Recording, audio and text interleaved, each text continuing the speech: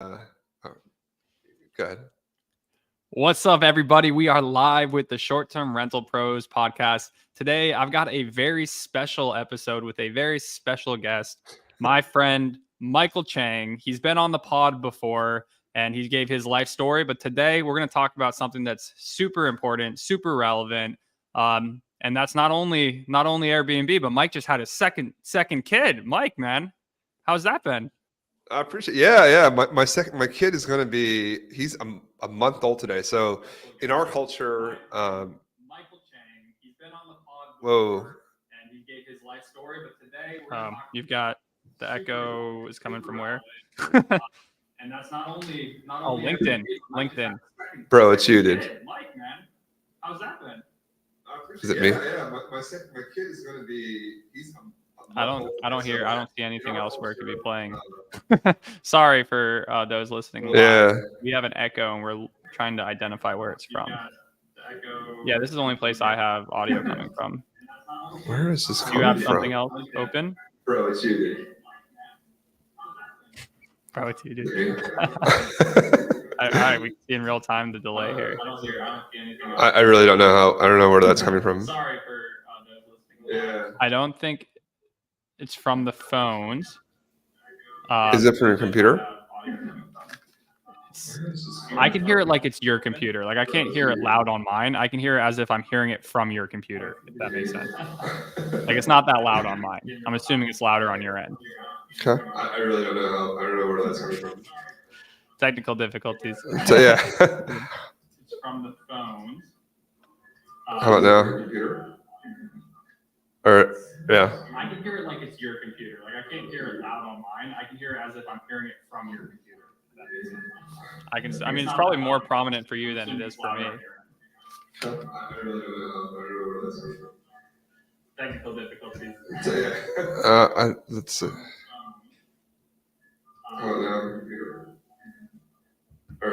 Yeah. Kid, any idea why we're getting an echo here? I mean, it's probably more prominent for you than it is for me. Yeah, I don't know what's going on. You try to get off the TikTok live and just see what happens getting off there. Let's see. Sorry, TikTok live. Hey folks, we're really watching on this. We're walking into some technical difficulties, so sorry about that. Yeah, everyone's hearing playback. It's loud, but I can't hear. Yeah. Yeah, just get off the TikTok. Yeah, I don't know what's going on. Try to get off the TikTok live and just see what happens getting off there. Yeah. Sorry, TikTok live. Hey folks, we're really watching on this. Are you off the TikTok? So sorry about that. Yeah, everyone's hearing playback. It's not TikTok. It's loud, but I can't hear. Oh, what the heck? Where is it then? Get off the TikTok. I have nothing else open. Like nothing playing sound. It's not TikTok. I don't really know. Is this just stop now? Yeah, I can't hear anything now. Oh, yeah. I can Do we have Sorry, LinkedIn? folks. You have LinkedIn open? No, everything's closed. Everything's closed. You close all my tabs. Nothing playing sound. It's not TikTok. I don't really know. Is this just stop now? Yeah, I can't hear anything now. We've got a nasty echo. This is a really nasty echo. I know it's worse from your end though. So maybe it's me. I think it is. I have nothing else open. I have nothing on my phone. I have nothing on my computer. Where's the other speaker? First of all, that's what I'm saying. Where's somewhere. I have no idea. Like, where's this other speaker coming from? Can you mute your computer and not? Really nasty echo. I know it's worse from your end. How about now? All right, when I'm talking. Oh, there it is. Oh, there it is. That's what it was. You're right. It was just my speaker on my computer going too. All right, folks. Thanks for joining from on Instagram Live, from LinkedIn, YouTube, all over the world. Appreciate you guys joining us today, fighting through some technical difficulties. But Jeremy and I are here. We're both. What were we talking about? My kid? Yeah. So I just had. Let's just start it back over. All right. What's up, guys? We are live with the Short Term Rental Pros podcast. I'm here with my friend and a new father Michael Chang. And today we're going to talk about some of the important updates, Airbnb's winter release, as well as some things that were happening, big things that are happening in real estate as a whole. So, Michael, thanks so much for joining. And yeah, how's the kid doing? He's good. He's good. Jackson's 100 days today, so it's a big milestone in the Asian culture when your kid passes the first 30 days. So having a nice celebration tonight for him at home. So excited about that. But thanks. A lot of sleepless nights, man. 2 kids under 2 is no joke. Yeah, guys. And so Mike, if you guys haven't heard our other episode, he is an owner and arbitrage operator based out of New York City. He's got an awesome portfolio of houses he owns in the Smoky Mountains, as well as 20 Airbnb listings in Philadelphia, 20 Airbnb arbitrage properties. So if you guys haven't checked out our other episode, listen up because that one's great. But today, Mike's here to talk about the Airbnb winter update. So tell us about what is that? What is the winter update? Yeah, Airbnb comes out every year with their winter update, right? So they make changes to the platform twice a year. They have a spring update too. So, I talked a lot about this earlier this week on my Instagram. So just check out the channel if you guys haven't had a chance to. But I break it all down. There's like 4 major changes that people are going to be very focused. And it really impacts hosts. The biggest thing is now there is and what's it called, like the premier listings. I forget the exact name of it. Premier listings. So basically, 2 out of the 7 million Airbnb listings, if you're over 4.91 on average, you're gonna get a special badge on your listing now. So that's a big thing because if you don't have that, you're gonna be kind of screwed, right? So Airbnb is forcing everyone to compete against each other. So that's going to be something that I think we all need to watch, especially as hosts and entrepreneurs, right? Because what Airbnb is doing is kind of like pitting us against each other and fighting for the customer. And it was like before Superhost. Superhost was the big badge. And the criteria for that was staying above 4.8 stars, responding to guests within a certain time threshold. And now they just made up this new badge, really out of nowhere. There wasn't really much headlines going into this update. It just all of a sudden one day, I mean, even for me, I literally looked at my account yesterday and yeah, some properties are, is it preferred properties? Or I forget the exact terminology, but there's a new badge on there. So yeah. I guess, I mean, is it too early to say like what the positives are of having that badge and what the negatives are of not having it? I mean, I don't think it's too early to say. I think it's actually pretty. It's going to be really relevant now, right? Because if people see this kind of like, let me see what it's called again. I forget the name. Let's find this name, guys. We will find the name of this story. It's we can look at just our a little listings. It's just a little. I think most of mine have it actually. I got some nice ratings over here, don't we? Of course. Guest favorites. You get that. You get favorite list. Yeah, you get this like little exactly. So people are going to see that, right? And going to be automatically like, okay, well, this is like kind of like this is going to be a super listing. So if you don't have that, right, then you're in trouble because people are going to, Airbnb is going to really push this concept too, right? So what does that mean, right? So you got to be over 4.9, 4.91. Yep. See a listing without it. Dang. See a listing without it, right? And then I'm sure it's going to impact your SEO, right? And then the easiest way to get better reviews is price, right? If you charge a really high price, you're going to set really high expectations. So if you have a lower price, then you probably will do better on the review. So I think all of this is in a way of Airbnb trying to get hosts to lower the prices, right? I think that's where all this is coming from, right? And that's not great for us actually, right? Because we are now, I don't want to compete on price. I'm going to compete on my product. And it just makes it more difficult. What do you think? Yeah, no, I agree. I mean, so Airbnb is a two-sided marketplace.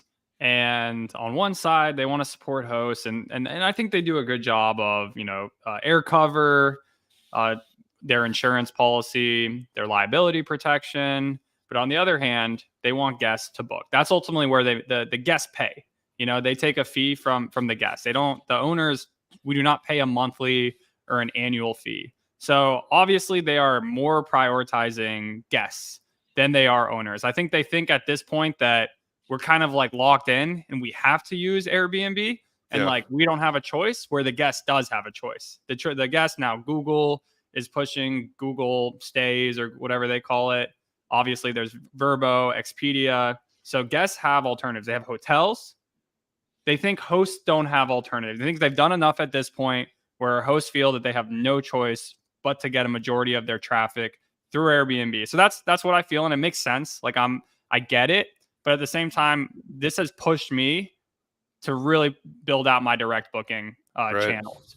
And I don't know if you feel the same way, or if that's kind of been one of your prioritizations of late, but I've started getting all the emails, or as many as I can, from previous guests. I'm building my direct booking website and application, and it's been something that I've wanted to do for a while, but this has definitely just pushed me over the edge. I don't know if you agree with that or not. Yeah, no, I agree with that. Definitely. I mean, it's actually something we implemented since 2019. So what we do is we have a contact form that we make sure all of our guests sign before they check in, even on Airbnb. So we have their name, we have their email, we have a phone number, ask for birthday too, actually, just so we can, send them a happy birthday kind of email. But yeah, and I think it's really, really critical to make sure, because fundamentally, right, if you don't have your guest information, they're always going to be Airbnb's customers. They're not your customers, right? They pay through Airbnb. Airbnb pays you, right? So how do you flip that relationship, right? You like having a direct relationship with the customer, and that starts with the contact information. So we definitely do that. We have signs within our properties too that promote our direct booking site. So basically, like, hey, if you really liked your stay, like, it's just like a laminated QR code, like, hey, if you really enjoyed your stay, come check out our site, save 20%, right? Bookmark it now, right? And then they scan the QR code, it goes to our site. And then, and then since we have their emails too, then we go and we push out our marketing to them. So yeah, no, like really, really important. I think that's kind of the crux of if you want to build a business versus just being an Airbnb host, right? Our goal shouldn't be Airbnb. Well, we want to be the best Airbnb host, right? Our goal should be we want to be the best short-term rental investor / operator, right? So, I want, and I think Mark Simpson from Boostly kind of does a good job about this, right? Not building on someone else's land, right? You really want to develop your own contact list, your own website. Now, if you need a $5,000 website, maybe not, right? But you need something to allow guests to reach you directly. Absolutely. And I agree. I think Mark, if you guys haven't listened to him, he's kind of the direct booking mastermind, so to speak. I mean, his company builds direct booking sites. Obviously, they command a high premium for that service, but a lot of the property management systems they provide, honestly, they look like crap. They don't look good, but you don't need to look good though. Yeah, sorry, go ahead. Yeah. So your direct booking system, is that, or how'd you build that out? Yeah, I mean, you don't need anything fancy, right? So our direct booking site is just from our PMS we use. So I tell everyone in my owner res, right? No, HostAway. I tell everyone in my mastermind in my program, we use HostAway. It's the right product it's more expensive up front to set up, but it really allow you to scale a lot faster because you'll have just better technology, better distribution, pricing, messaging, everything. But you're right, the website kind of sucks. It's super plain, right? But it's actually okay because it's actually really easy. It's like 2 clicks and it's active, and you have everything in one place. And a really nice thing is you're not really trying to sell with that website. That's the way I think about it.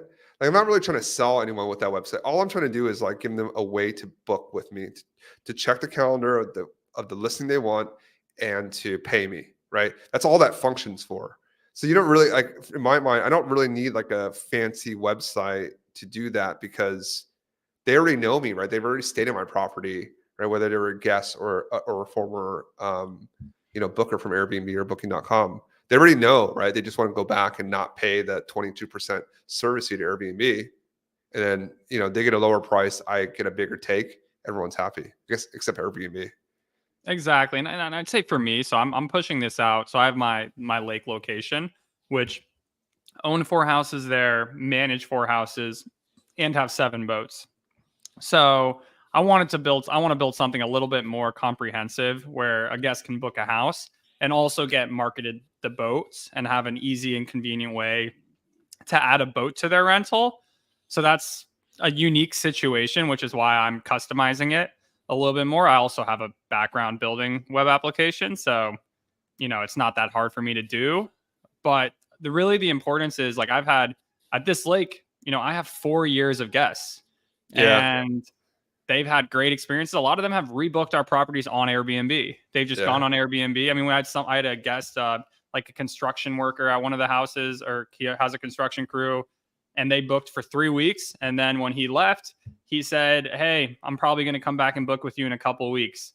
And you could call them and put in the logistics of hey, doing, trying to be sneaky. But he booked again on Airbnb, and I was like, if I had his email, we could have had an automated email that just got sent out the day later, the next day. Could have said, go to our website next time you book. This is the site. Like it would have been a fully automated process. But I think I've just gone, admittedly, I don't want to say I got complacent, because I'm always leveling up the properties, making them nicer.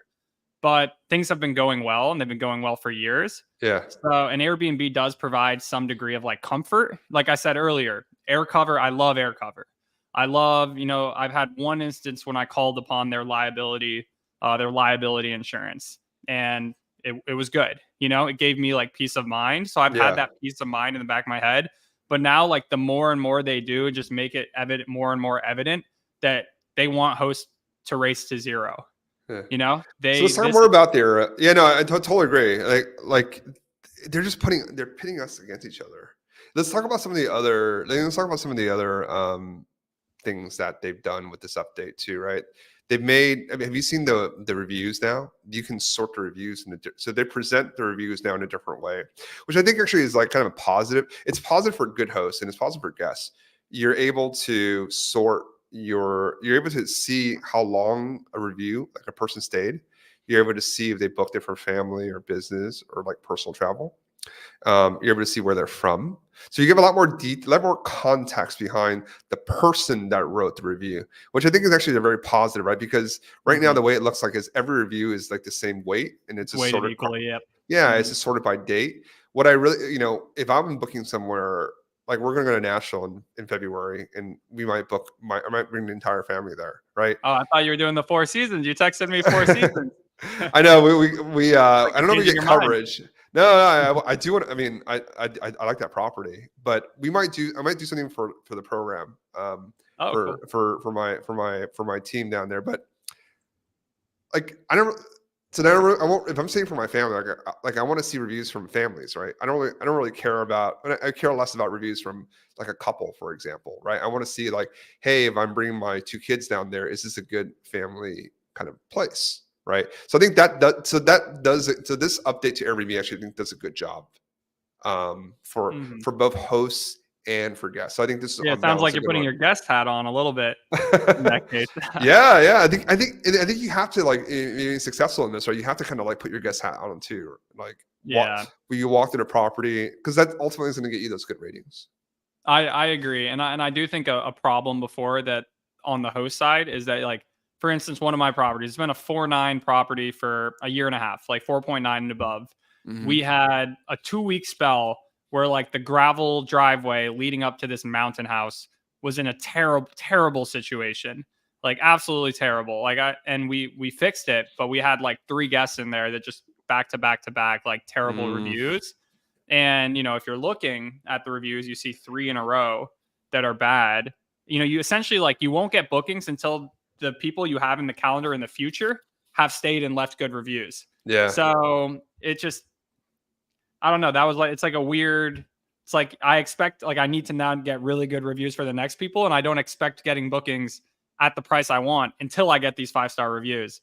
So you're saying you think that'll kind of alleviate some of the pain there? Yeah, I think that will, right? And right, the easiest way to get better reviews, we were saying earlier, is to actually just have lower prices, which is like not something. It's just not a game that you want to play. It's just like a race to the bottom, like you were saying. So yeah, I think it actually is a good thing for everyone, right? So I think it's one of those few things where it's like, okay, this is, kind of well thought out.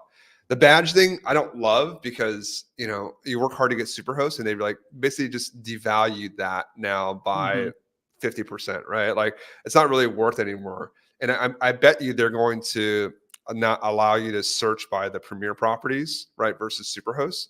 They'll have both. They'll probably do away with the Superhost at a point because, right, that doesn't serve their purpose. There's one thing actually I want to bring up that they didn't. That's not part of the winter release, but they've talked about in their earnings releases. Um, Expedia does this, so it's something called sponsored listings, which basically on Expedia, what they do is like they have a certain they have a certain commission rate that you pay them for the if they book through you on Expedia. And then if you increase that, right? So say it's 10%, if you give them 20%, for example, they're going to boost your listing.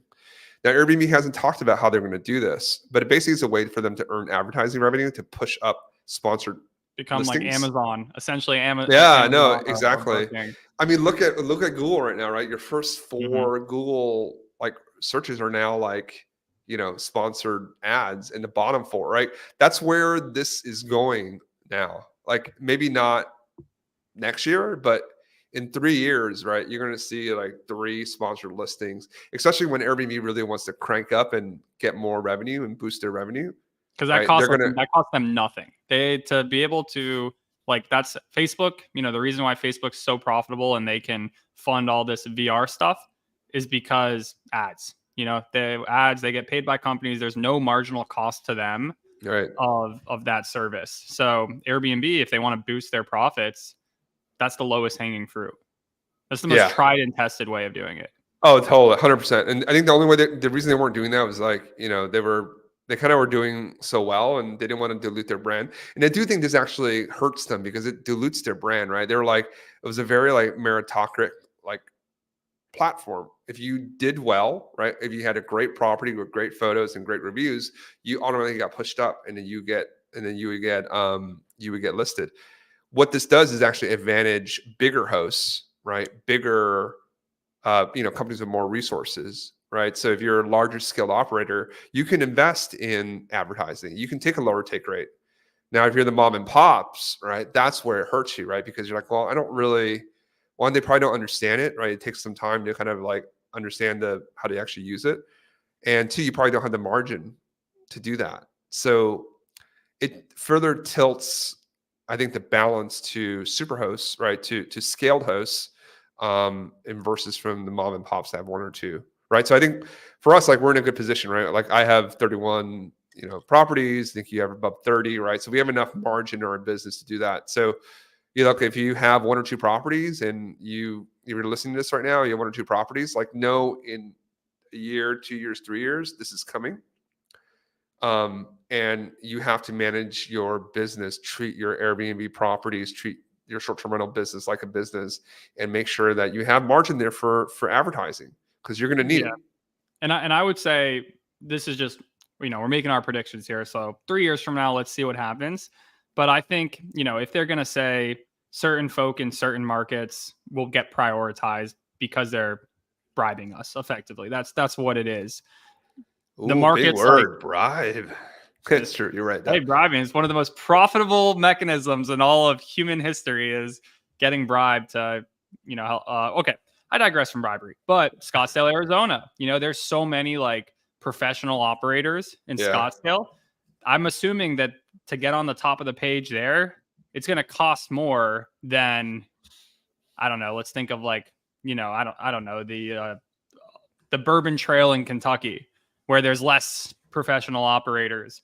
So I think this might help people like cannibalize local markets, like local small markets. It's going to Yeah. make the big markets extremely competitive, Extremely but competitive. maybe the markets like someone who a smaller fish might be able to be the big fish, big player in a small market, if that makes sense. Yeah, it does. Like for you, right, in the lake in North Carolina, you're the big fish in that lake, right? There's no one that has 8 listings there you own 4, you co-host 4. So you're going to be able to dominate the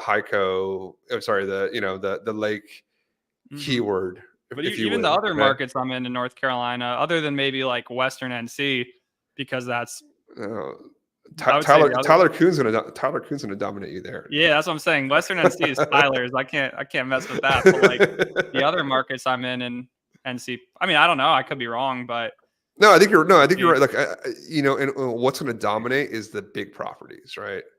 I mean, obviously they're going to, it's worth spending the dollars. Like exactly. If you have like a premium 4-bedroom, that's going to come up on top, right? So it's just going to push again, like bigger, stronger, more well-resourced operators that are able to do that, right? Because you have like a regular 4-bedroom somewhere that's like a middle of the road, you're not going to pay for advertising. But if you have a top 99% echelon property, right, you have enough margin there to make sure that when someone's looking for a 6-bedroom for Super Bowl weekend in Scottsdale, that you come up, right? So it's actually probably good to be, I mean, I own a bunch of Airbnb stock, right? Like I'm pretty bullish on Airbnb. No, it's just like, it's an amazing company. You're a guest, you're a host, you're an owner. You're an owner of Airbnb. Owner, yeah, I know. You're wearing every different lens hat today. I mean, you got to invest in Airbnb, right? Like who knows what stock do I know better than Airbnb? Like I know everything that goes on. I know everything that goes on in the company. I know it better than the people that cover it on Wall Street, right? Like we know this business. We know like, and this on balance is actually going to make them more money. Actually, it's gonna take money out of our pockets, some of our pockets. But it might make us more. And I preface this, so I said like Airbnb is historically, like you kind of said, like good vibes. Mom and pop, that's kind of been their brand. But recently, and I mean, for example, we both have Airbnb like representatives who hop on calls with us to walk us through, market reports and industry reports, like for Airbnb to make money. And I think this is a cool game where like Mike and I can kind of be like the quote unquote like institutions. And I know Mike and I connected earlier on TPG, a large private equity firm who tried to get into South Florida, was there for like a couple months and then backed out. Like it's really hard to be an operator with like hundreds and hundreds of properties. There's a lot of folks who it's tried that, but it just generally doesn't end well. Vacasa, we could give examples. I'm sure you can give a ton of arbitrage examples where that's the case. But like the folk who like sit at like the 30 listing mark, like if Airbnb wants new properties, it's easier to go to Mike and I and say, hey, how can we help you get from like, 20 to 40 or 30 to 60 than it is to get 60 different individuals to 60. Yeah. That would be so much resources and bandwidth. So it is a cool space where it's like, you don't have to have hundreds and thousands of properties to be the ones who have like the quote unquote advantages. Does that make sense? Like we're going to be as well advantaged as anyone at like 20, 30, 40. I actually think, and for folks that don't know me, I was an investment banker in a prior life. Did it for 10 years. I was at, Citi, Merrill Lynch, had my MBA from Cornell, and, just kind of did the. He's a suit, guys. He's a suit. I was an ultra suit, right? Like I was, and I left because I really wanted to do something on my own. And I really, really like the Airbnb business. And what you bring a really good point is the bigger you are actually in the Airbnb business, actually there's a point where there's scale disadvantages, right? A lot of people talk about scale advantages, right? The bigger you are, the more, you can spread across your spend, your fixed costs across a broader base. And that's true. But if you're like 100 units, right, on Airbnb, if you're on one city, you're great. You're killing it. Actually, you're doing really, really well. The people that really struggle are like, they have like 200 units or 100 units, but they're in like 10 cities. So they have like 10 per place. Like it's really, really hard to get 10 good teams to work together, plus your kind of corporate team. And what is the people that really, really struggle, I think, are the ones that have like 10, like, people that are trying to be professional hosts and just take units wherever there's opportunity because you just want to grow. And they have like 7 different units and they have like 10 listings in 7 different cities. I've run across a lot of people like that. Like those people, like they're making money, but they're like working their butts off, right? Because like they're just dealing with so much. So if you really want to scale in this business, like do it in 1 or 2 places.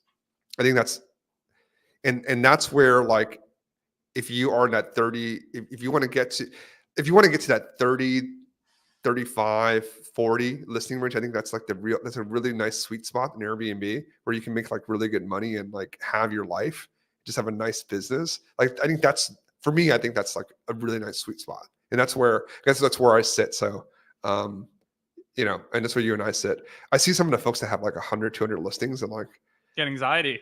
oh my God. Like Yeah. I see like, hundreds of $1,000s of rent liability every month. Like that's a real nut you got to cover. That's not nothing. I couldn't agree more. And Mike and I definitely, I think there's a lot of people in this game who like grow mentality. And like, we're both ambitious.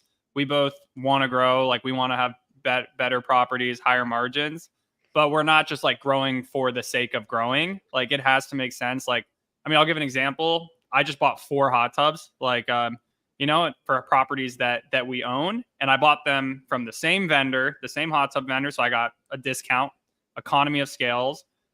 It's a couple different markets, but it's technically a couple different markets, but it's close enough where they could go do all 4 of them. Oh, really? So, okay. Dude, yeah, that's funny you said that. I need to buy 2 hot tubs.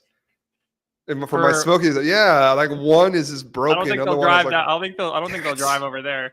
Unfortunately, man, I'm spending like 15 grand on hot tubs, but I figure we're sorry to cut you off. Like, yeah, but yeah, no, that's funny that you're buying 4 hot tubs. I'm buying 2. Yeah, but if there were 4 different locations, like the amount of logistics that I would need to buy 4 hot tubs would be an extreme. I mean, I have 4 hot tub vendors and 4 different electricians. I had my one landscaper. I could have had 2 landscapers in each market, but I have a good relationship with him, so he drove an hour and a half over to the other one. Like economies of scale are helpful. I would say, to me, having 100 properties in the same, market, that kind of would scare me a little bit. I mean, if you look at like if I was all in Houston, Texas, and now Austin, Texas, going through kind of what they're going through, maybe that wouldn't have been good. Why, bro? Why you gotta come down on our Texan brethren, man? They're in a tough spot right now too. Yeah, well, I think, and this is something that I know both of us touch on, that regulations actually can be a good thing. Yeah. And limiting supply. Everyone says, "Oh, regulations, I love regulations. Regulations are the best thing for a short-term rental investor because they limit supply. So if you can operate somewhere, Mike's literally probably the prime textbook advantage. Majority of his arbitrage portfolio is in Philadelphia. All of it. Everything's there. All of it. Yeah, exactly. And 2 buildings, one place. Exactly. So limited supply. They have certain rules there. Mike knows how to jump through the hoops. He knows how to play that specific system. And because of that, his profit margins are protected. So not to digress on regulations. I know we're covering a lot here. No, we are. No, it's good. I think there's so much to, I think for folks here listening, there's so much to unpack in this space. And I think that's where, if you're doing this professionally, if you're doing your research, that's where you can protect yourself, right? Like you, with the knowledge and knowing how to operate. So, you hear people like, oh, I'm not getting bookings and, lamenting, maybe a bad investment. That's really the part where you can set yourself differently, right? By understanding what's going on, whether it's regulations, what's going on with Airbnb, and then, adjust your business that way. But it's definitely, it's harder, right? Like this is not as easy as it was when I started in 2016. Every year it gets harder, but every year it becomes more and more profitable because there's just so much more demand that comes on the platform, right? There's just, Airbnb becomes more and more, my parents' generation, they're now going on Airbnb, right? Where they would never have considered it a few years ago. So I think there's a real opportunity. There's continues to be, we're buying, like we're going down, we're looking at property, we're going to go buy, we're going to do arbitrage. Just find where it works, and you'll be successful. Exactly. Sounds easy. Yeah, and I think we're also like, and it's the importance of networking and like surrounding yourself with the best at the game. I think that's something that, Mike and I also share, is that we want to be friends with the folk in the country who are the best at whatever respective field of short-term rentals they are. If it's pricing, we want to network with the best dynamic pricing folk there is out there. If it's finding and buying properties in new markets, there's, just give Airbnb data guy, John, we both have him on speed dial, so it's. Yeah, shout out to John Bianchi here. Whoever's listening to if you want some Airbnb, you want good Airbnb data knowledge, you go to Airbnb data guy, John Bianchi. And we both, I potted. John was the first. Mike's the second guy I'm having on twice. John just we happened to be in San Diego at a conference together, and we ripped it. But yeah, Mike. So I know we kind of both maybe we might even both release this podcast. But yeah, what are like some things you're excited for in the future of short-term rentals, other than having your kids and your whole family stay as guests in Nashville? I'm excited about how this winter's going to go. I think a lot of people are going to be, the tourists in this space are continuing to get weeded out. I'm curious about what Airbnb is going to do as they continue to evolve their platform and how these changes are going to impact hosts. And lastly, I'm really excited because we have some really interesting things that we're doing personally for growing our arbitrage portfolio, buying more properties. There's some really good markets out there that we like, and we're just, there's just a lot of kind of opportunity out there. So we're just excited in Airbnb land. How about you? What are you excited about besides going to LA? Oh yeah. I'm excited for the LA. Oh LA man, conference. your gnarly conference with the realtors. Tell us about that. Yeah, so just for some context, BNB Calc, we are sponsoring a National Association of Realtors conference in Los Angeles. We're about to push a new update that's going to allow like realtors to create branded reports that they send to clients. So, we're excited to kind of launch that and thought that would be a good place to do it. Also, a lot of our clients, our investors, are realtors. So it makes sense. However, timing wise, there was a $1.8 billion verdict from, I think it was the state of Missouri. Oh, we just got a Facebook message. You see that from Austin Spitz? Yeah, I saw it. Yeah. That's so cool. Sorry, guys. We're trying out a new thing here going live. So Austin, we'll get to your message in a second if I can figure out where it just went. But there was a $1.8 billion verdict against the National Association of Realtors, essentially saying that they're doing anti-competitive practices. So effectively an anti-monopoly ruling. And that's just from one state. There's 50 states. So if it's $1.8 billion for one state, I'm sure every single state's going to want in on the action. So yeah, I don't know, as an association, but also as a realtor, times are definitely uncertain. In addition to the lowest for sale inventory and transaction volume in history. So I don't know. What's your take on all that? Yeah, no, it's gonna be tough. I think if you're a broker right now, you really have to kind of I mean, if you have a nice business, you have a book of business, you've been in business for a while, you'll be fine, right? There's going to be kind of a lot of sales for you out there. But if you're starting out, I think it's really, really tough. Because when you start, you usually start as a buying broker. And then if they change the rules where there aren't buyer broker commissions, which is what this really is about, that all goes away.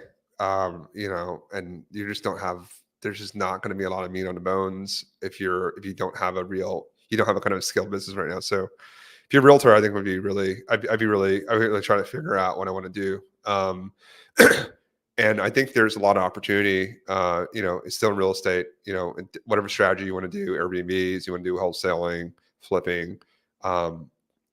Because I think that over the next few years, like there's going to be opportunity. I don't think it's going to be like a crash like 08. There's just too much equity in the market, and underwriting was pretty disciplined over the last few years.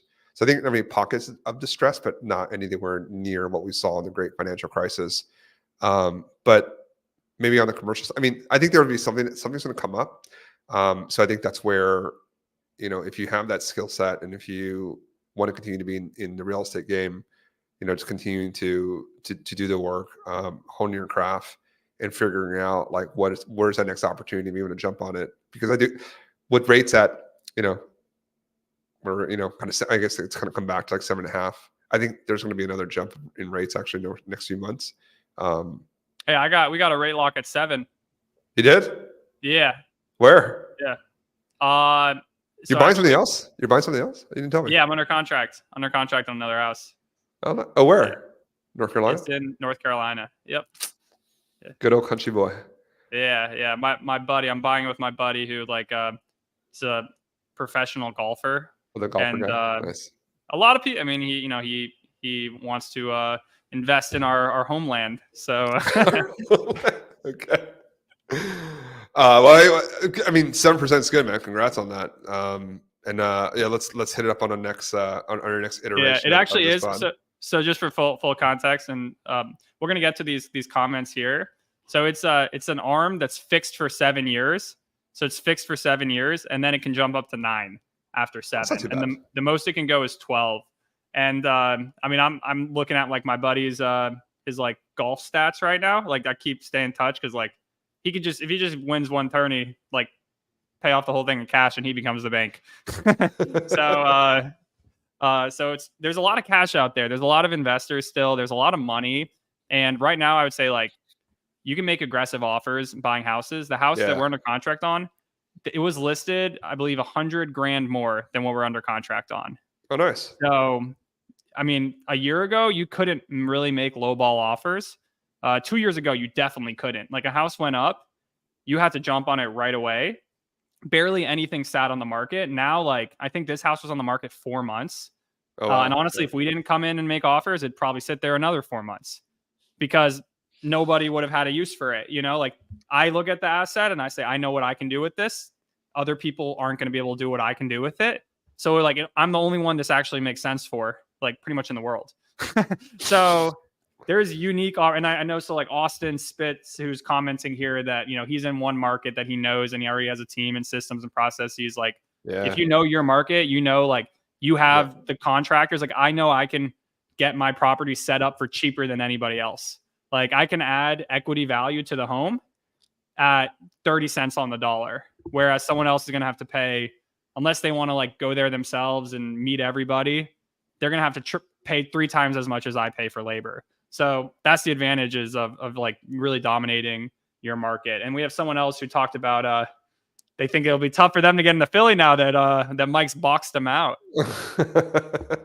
Just like I box you on rebounds when we play basketball. Exactly. Yeah. No, that's where understanding the regulations and, you know, kind of scaling in one market, because you develop a reputation in the market, right? And then when I go and pitch buildings in Philly, you know, I can reference our portfolio, the people that we work with, and yeah, like that's where regulations definitely can be your friend, because, you know, in Philadelphia there's specific rules on where you can do Airbnb and for how long. So like really understanding that is going to be it's going to help you build your business. And fundamentally, it's definitely, I don't think it's too late, but you know, you have to approach it seriously. I think that's what I would say. This isn't a hobby anymore. You probably could have started this as a hobby 4 or 5 years ago, 4 years ago, maybe probably 3 years ago. Probably like after COVID, end of 2020. At Nashville last year, I forget who said it. He said you could put a porta potty on Airbnb and make money. Wait, have you got? Why don't we wrap up here? Have you bought your ticket to Nashville yet? I have. You have? Okay. Maybe I get. Did you do the code Michael? MICHAEL, all caps? I was not aware that code existed, but I got a discount. So, look at this comment we got just popped up on Facebook. Hamza, did you work out today? I think that's directed to you. That is probably no. I appreciate Hamza always pushing me to go work out, because you definitely need it when you have 2 kids. So Hamza, I have not worked out today. I plan to work out after this. So appreciate you always following up. Do you work out? I saw your calendar. You have the 7:30. Shake my head. Did you work out today? You worked out today? GTX class at 7:30 a.m. Oh, nice. So I've dropped like 12 pounds in the last like month. Nice. You're gonna be nice. I dunked last week. I saw that, but you missed it though. I did. Well, I missed it. I only filmed after I dunked. So I dunked, and then I was like, "Yo, I just dunked. Someone film me." And then my issue is like, and don't take a shot on me too much. Or for those listening, like again, I'm 6'3", I might not sound, every time I talk to someone in person, they think that they'd assume that for whatever reason, I sound shorter than I When I am. first met you, I walked up to, so Jeremy he lives in Brooklyn now. He was living in Soho, and actually like 2 blocks from where I used to live. But anyways, I meet Jeremy for the first time in person. We like talked on the phone, and I walk up the stairs in this walk up. I walk up and then open the door, and then because I'm 6'3" too, and I usually like don't. And I'm just like didn't expect him to be that tall, and I opened the door and we're like looking each other eye to eye. We're like, "Whoa, you're not tall," and we both were like, "You're a lot taller than I thought." Yeah, I thought, I know. Yeah, same one for you. I was like, damn. You're like, dude, "Oh, short little Asian guy." Like, nah, bro, yeah. dude, as tall as you, man. Hey, that's that, and then we played basketball. Mike fights. He's scrappy. He might need to get in the gym a little bit more, but he definitely effort. He doesn't lack effort. Oh man, that's just the kind way of saying you're not very good. You just have effort. All right. Well, look, you're coming actually off played an after. injury. You broke the arm going on the bike ride. I actually played after because I was so pissed that I lost to you. So Jeremy and I played 1-on-1. I lost 2-7. He has 20 years on me, so but that's no excuse. I'm gonna get back at him. But because like I thought you actually not throwing shit at you, but I thought you'd be better. That's fair. I wasn't like. I mean, very you were warm. on the varsity team at Carolina. I was like, oh, this guy's gonna like. I mean, you missed a lot of shots for. I would say I wasn't quite like warm. I would say really? I was a little bit, but really, I did what I needed to do to secure the W. But if we run 5-on-5 for a game, I think you'll see I'm better. The length of the court, like I need to get the legs moving for a few minutes before I can just go into half court 1-on-1. Fair enough. You probably could have bowled me over a few times. I appreciate you not knocking me down. So that's kind of you. But anyways, I played against these at this playground in my house. I was playing against these like 20-year-olds, and then I was like, we went 1-1. So, but it was fun though. You got the competitive juices back into me. I've seen Hamza play too. He's you and him should play. I won't Syed throw said shade on Hamza. someone. Go ahead. Syed hyped up Hamza's skill, or not his skill, more so his tenacity or his aggressiveness. Hamza also look, and you can only throw shade at someone when they're in front of you. So I'll spare him. But when I was in Dallas, I watched him play, right, and then he was like, "Hey, record me because I want to put on my social media." I was like, "Great, right." And actually, like this is the beginning. So he comes down to court. He's playing against the other guy. This guy's like 6'5", like African American dude, like really big guy, and actually played pretty well. And then Hamza does this like, he drives, he steps back, and then like they might have traveled a little bit, but he like double pumped the guy, and like if you look at the video, it looks like an inch off the ground. But he made the shot. I gotta give him. He made the shot. It was a nice shot. It was a nice shot for social. But the guy talking about, he's like, this guy double pumped on me, and he got like 1 foot off the ground. Like, what the hell? Efficient. That's efficient. I loved it. I was like, holy shit. Take every inch you can get. Oh, sorry. We gotta get like a STR guru like basketball league going. Yeah, we fly to each city. Exactly. Fly. It's a international league. Man, all right. I feel like we've just this is you and I just like messing shooting the now. shit. Yeah, I'll say this is more shooting the shit than normal for the podcast, but I hope everyone's appreciated it. And if you guys don't already, and again, this might also be released on Mike, so I'm not trying to butcher this or hear anything, but give Mike some love on Instagram. He'll be back on just because, as you guys noticed, we can shoot the shit all day. We can shoot the shit all day.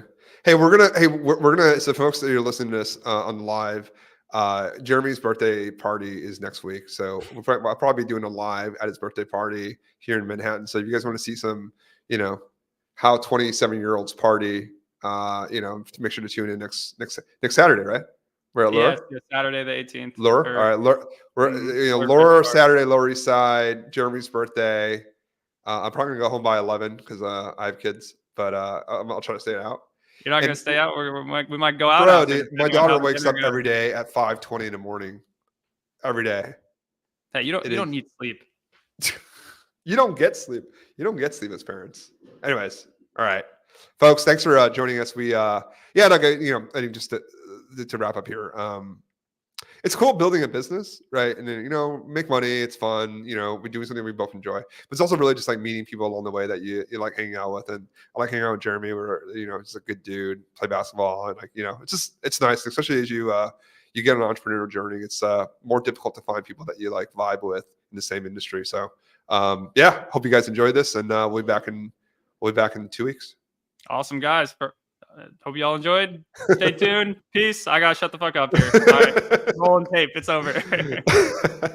All right, folks. See ya. Right.